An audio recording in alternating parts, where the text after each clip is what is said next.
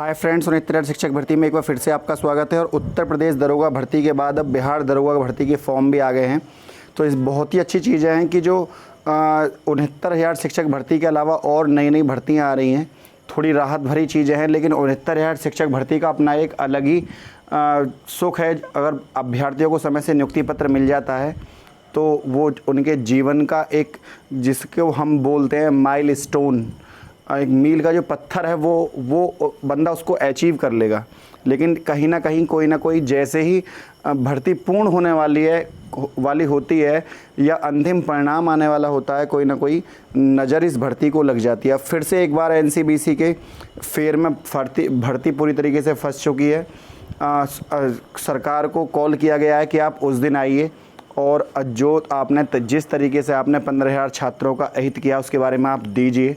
और ये भी कंफर्म है कि सरकार वहाँ जाकर, क्योंकि सरकार एनसीबीसी को थोड़ा टाइटली लेता नहीं है, लेकिन सरकार यदि लेगा तो भर्ती समय से निमट जाएगी। तो सरकार को लेना चाहिए और सरकार को क्लियर करनी चाहिए चीज़ें, लेकिन चयन सूची को सेफ करते हुए। सबसे इम्पोर्टेंट चीज़ है चयन सूची सेफ हो।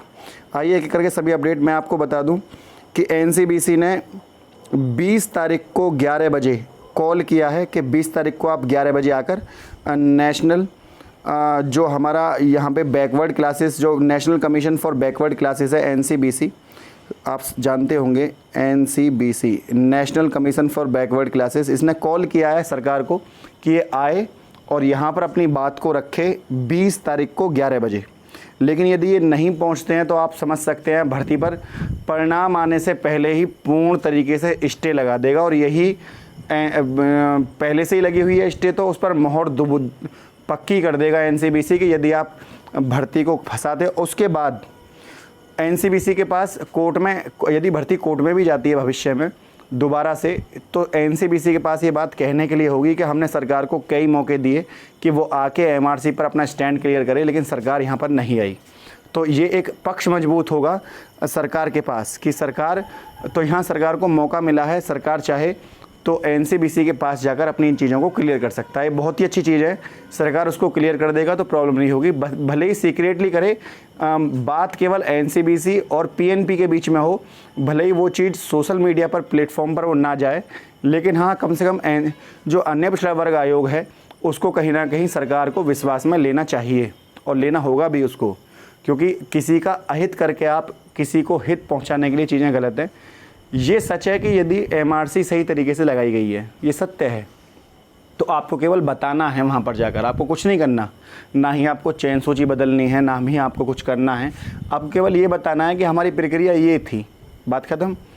तो कम से कम बच्चे दोबारा कोर्ट का मुँह नहीं देखेंगे। तो आपको मैं बता दूँ, the additional chief secretary basic शिक्षा उसको बुलाया गया है, the principal secretary of basic शिक्षा गवर्नमेंट इसको बुलाया गया है, द स्पेशल सेक्रेटरी एजुकेशन इनको बुलाया गया है, सेक्रेटरी एग्जामिनेशन रेगुलेटरी अथॉरिटी इनको बुलाया गया है। चारों को कॉल कर लिया गया है 11 बजे। तो एनसीबीसी को सरकार को इतना हल्के में नहीं लेना चाहिए, क्योंकि एमआरसी रूल को लेकर पहले ही बहुत शोर मच चुका है, ओवरलैपिंग को लेकर मचा है। सरकार अपनी जगह सत्य है, सही है, बिल्कुल ठीक है, लेकिन आपको बताना होगा कि सही कैसे है, क्योंकि जब आप सही होते हैं तो उसकी कई बार प्रमाणिकता की आवश्यकता होती है और आपको प्रमाण देना होता है। तो प्रमाण देना भी चाहिए, जिससे मन में जो शंकाएं हैं अभ्यर्थियों के वो दूर हो जाएं। ये चीज़ें नहीं होनी चाहिए, क्योंकि इससे जो चयन सूची है उनके भी गर्दन फंदे में अटकी हुई है। उन बच्चों को लगता है न जाने कौन सा तरीका अपनाया गया है, कहीं ना कहीं असमंजस की स्थिति बनी रहती है, और वो नहीं होनी चाहिए। स्थिति बिल्कुल साफ और स्पष्ट होनी चाहिए, इससे किसी भी सरकार के प्रति विश्वसनीयता पैदा होती है। तो ये बहुत ही अच्छी चीज़ें हैं।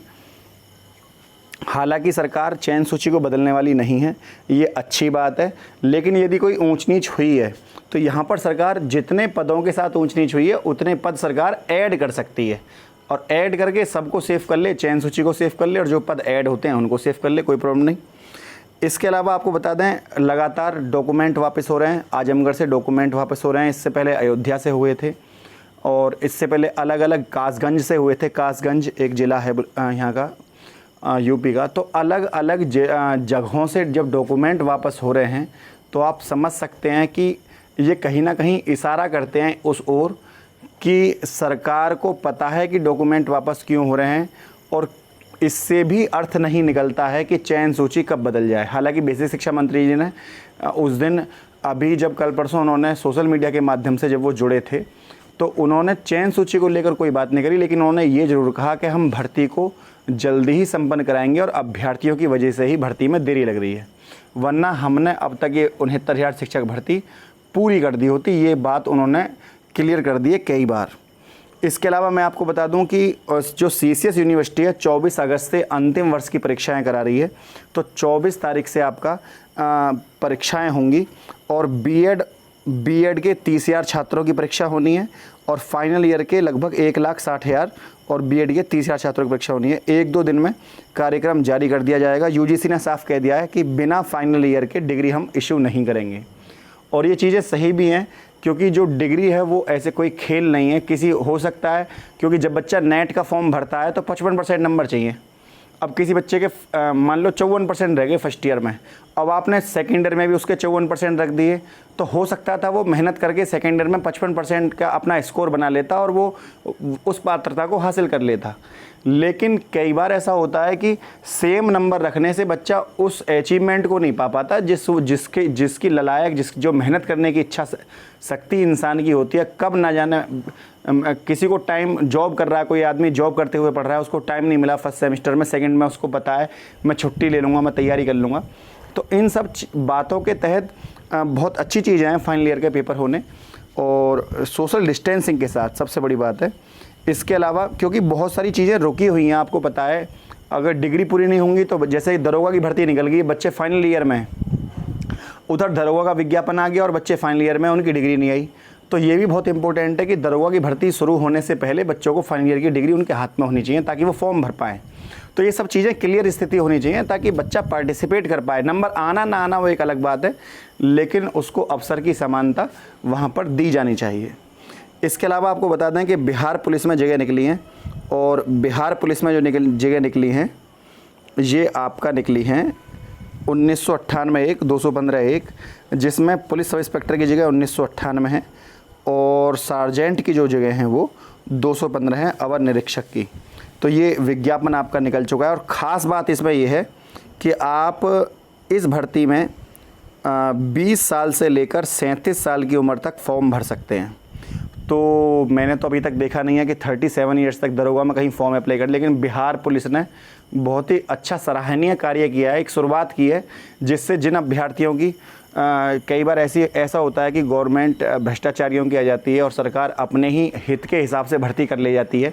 ज़्यादा पद नहीं होते हैं, अभ्यर्थी रह जाते हैं, उम्र निकल जाती है, मान लो कहीं 2,000-3,000 जगह निकली और अभ्यर्थियों के नंबर नहीं आए, लेकिन जब एज में छूट मिलती है सामान्य अभ्यर्थी को, तो उससे कहीं ना कहीं उसका भला होता है। तो ये बहुत ही अच्छी चीज़ है।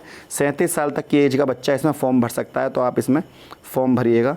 चौधरी चरण सिंह की विश्वविद्यालय, आपको बता दूं केवल परीक्षा दो की होनी है, जिनका फाइनल ईयर का सेमेस्टर हो जिनकी फाइनल ईयर हो। मतलब सेमेस्टर प्रणाली जो होती है, या तो फाइनल सेमेस्टर हो या फिर फाइनल सेमेस्टर ना होकर उसकी फाइनल ईयर हो, जिससे उसकी डिग्री पूरी हो जाए। केवल यही एग्ज़ाम होने हैं, बाकी 4th, 3rd, 2nd सेमेस्टर इनका कोई एग्ज़ाम नहीं होना है। केवल फाइनल सेमेस्टर और फाइनल ईयर के ही एग्ज़ाम यहाँ पर होने हैं। और ये उन्होंने बता दिया, इसके बारे में आपको पहले ही बता चुका हूँ। प्राथमिक स्कूलों में नई भर्ती जब निकलेगी, जब 69,000 शिक्षक भर्ती क्लियर हो जाएगी, ताकि MRC और ओवरलैपिंग की जो कार्य प्रणाली है भविष्य में कोई इसके ऊपर उंगली ना उठाए, तो बेसिक शिक्षा मंत्री ने साफ कर दिया है। उधर खंड शिक्षा अधिकारी से अभ्यर्थियों को बड़ा निराश होना पड़ा है, क्योंकि सुप्रीम कोर्ट ने और हाई कोर्ट दोनों ने ही मना कर दिया है कि ये अथॉरिटी जो है उसको वो स्वतंत्र है, वो परीक्षा कराए या ना कराए, उसमें सुप्रीम कोर्ट या हाई कोर्ट उसमें बीच में दखल नहीं देगा। तो ये कार्य जो है, ये कार्य विभाग का होता है, और विभाग की कार्यशैली में ये बीच में कोई भी रोड़ा नहीं अटकाएंगे, ना सुप्रीम कोर्ट का अटकाएगी और ना ही हाई कोर्ट। इसके अलावा जो UPSI की वैकेंसी निकली थी 9,534, काफ़ी बड़ी वैकेंसी है। इसके लिए ठेका छूट चुका है लगभग TCS टाटा कंसल्टेंसी सर्विसेज लगभग 1100-1200 करोड़ रुपए में ठेका छूटेगा। तो इतने, क्योंकि जो बिड लगाई जाती है, जो बोली लगाई जाती है, उस बोली में हर बार TCS ही जीतता है और TCS जो भर्ती के मानक है उनको भी पूरा करता है। कई बार ऐसा होता है कि पेपर लीक हो गया, आंसर की लीक हो गई, तो TCS में इस तरह की चीज़ें नहीं है, ऑनलाइन प्रोसेस है, सभी बढ़िया काम होता है। ज़्यादातर SSC जो आपको पता होगा, दिल्ली पुलिस की जो परीक्षा है वो भी SSC करा रहा है और SSC ने भी ठेका TCS को ही दिया है। तो TCS जो टाटा कंसल्टेंसी सर्विसेज है हमारे देश की एक जानी मानी कंपनी है और बहुत ही अच्छे तरीके से कम समय में परिणाम देती है। 1 से 1.5 महीने में परिणाम आ जाता है किसी परीक्षा का और समय से परीक्षा कराती है। तो आप निश्चिंत रहें, यूपी पुलिस में 9,534 दरोगाओं की भर्ती जल्दी होगी। आप अपनी तैयारी यहाँ पर शुरू कर सकते हैं। उधर अन्य चीज़ों पर केस पड़ी हुई हैं। कुछ बच्चे चाहते हैं कि नई भर्ती, तो मैं जो अभ्यर्थी ये कह रहे हैं कि हमारा अभी UP टेट या CTET क्लियर नहीं है और सरकार भर्ती निकालने वाली है, तो मैं उनको बता दूं, प्राइमरी की भर्ती तब तक नहीं निकलेगी जब तक 69,000 शिक्षक भर्ती क्लियर नहीं हो जाती। 69,000 शिक्षक भर्ती की अभी सेकंड काउंसलिंग भी होनी है और सेकंड काउंसलिंग की सरकार ने डेट दी है 5 अक्टूबर, तो मतलब 22,000 सीटों को जुड़ने के लिए। अब जब कोर्ट ने डेट 5 अक्टूबर की दी है, तो अभी पहली काउंसलिंग होगी, उनको नियुक्ति पत्र मिलेगा, फिर सेकंड काउंसलिंग होगी, फिर उनको नियुक्ति, फिर उसमें भी खाली सीट रह जाएंगी, फिर थर्ड काउंसलिंग होगी। सब चीज़ें क्लियर होने के बाद सरकार लगभग चुनाव के पास को ले जाएगी भर्ती को खींच के और वहीं भर्ती निकालेगी ताकि उनकी बोर्ड सरकार ले सके। तो और दूसरा, तब तक आपका UP टेट का पेपर भी हो जाएगा, CTET का भी। तो प्राइमरी के लिए आप एप्लीकेबल होंगे। आप चिंता ना करें कि आपका सरकार परीक्षा कराएगी या नहीं कराएगी, तो सरकार आपको UP टेट CTET दोनों करा देगी। और ऐसा भी हो सकता है कि 2022 में होने वाले जो चुनाव हैं ये आपके 2024 में चले जाएँ, क्योंकि सरकार 2 साल UP में चुनाव ना कराए, क्योंकि 1 नेशन 1 इलेक्शन इसके ऊपर काम कर रही है। तो हो सकता है कि जब एक साथ ही चुनाव हों पूरे भारत में और वो 2024 में हो, तो ऐसा भी हो सकता है। लेकिन फ़िलहाल भर्ती प्रक्रिया की बात चल रही है, तो मैं आपको इतना बता दूं कि आपका UP TET CTET final year की डिग्री सब आ जाएंगे आपके जब तक भर्ती आएगी। हाँ, लेकिन जो TGT PGT की भर्तियाँ हैं और जो एडिड स्कूलों की भर्तियां हैं, जो जूनियर अध्यापक के लिए भर्तियां हैं, ये आपका विज्ञापन आपके टेट से पहले ज़रूर आ जाएगा। क्योंकि ये अभी आने वाला है 1-1.5 महीने में, और जब तक आपका ना तो टेट क्लियर होगा ना CTET। लेकिन प्राइमरी की भर्ती आपकी जब आएगी, जब आपका CTET और UP टेट दोनों क्लियर हो जाएंगे, क्योंकि सरकार को भी मुनाफा होता है। जब आप 500 या 1,000 रुपये का फॉर्म भरते हैं, तो जब 500-1,000 रुपये का जब आप फॉर्म भरते हैं, तो सरकार को वहाँ पर सीधा फ़ायदा होता है। तो सरकार अपने होने वाले प्रॉफिट का नुकसान क्यों करेगी? सरकार आपसे पहले UP टेट की परीक्षा कराएगी, वहाँ से धन अर्जित करेगी, फिर सरकार आपका सुपर टेट की परीक्षा लेगी, वहाँ से आपका फॉर्म भरने, जब आप फॉर्म भरते हैं तो सरकार को भी तो लाभ होता है उस पैसे से सरकार सैलरी देती है और उससे ही सरकारें आगे चलती हैं। क्योंकि किसी के ऊपर प्रशंसा उठाना बहुत आसान है, लेकिन एक कार्यशैली भी होती है। सरकार कोई ये तरीका नहीं है कि आप ऐसे ही चीज़ों को कह दें। तो मैं आपको बता दूं, आराम से आप निश्चिंत रहें, समय से भर्ती निकलेगी। लेकिन फ़िलहाल 100 बातों की एक बात है कि आप 69,000 शिक्षक भर्ती में जब तक सरकार सभी चीज़ों को क्लियर नहीं कर देती है, तो यहाँ पर बड़ी दुखदाई चीज़ें हैं। लेकिन ये बात सच है कि चयन सूची के ऊपर बेसिक शिक्षा मंत्री जी का ये कहना कि हम उसको में बदलाव नहीं करेंगे, तो ये बहुत अच्छी चीज़ें हैं। उसमें बदलाव होना भी नहीं चाहिए, अभ्यर्थियों ने मेहनत करी है। लेकिन ये भी उस दिन उन्होंने कहा कि जो बची हुई सीटें हैं उन पर अभ्यर्थी आवेदन निकालेंगे। तो यहाँ पर कहीं ना कहीं उनके मन में एक बात है, वो ये है कि बची हुई सीट का मतलब ये है कि जो 22,000 सीट बच रही है, हो सकता है उन पर आवेदन निकालने के बारे में सोच रहे हो। सरकार का मूड ये ना हो कि उन सीटों को जोड़ें, जबकि जो भोला प्रसाद केस है वो ये कहता है कि सरकार को 1,37,000 पदों को भरना है इन्हीं दोनों भर्तियों में, और सरकार इन दोनों भर्तियों में 22,000 सीटें बचा कर ले जाना चाहती है। तो ये गलत है। सरकार को उन पदों को जोड़ना चाहिए बजाय लंबी तारीख लेने के कोर्ट से। तो ये चीज़ें सही नहीं है। फ्रेंड, यदि वीडियो आपको अच्छी लगी हो तो वीडियो को लाइक, शेयर, चैनल को सब्सक्राइब करना ना भूलें।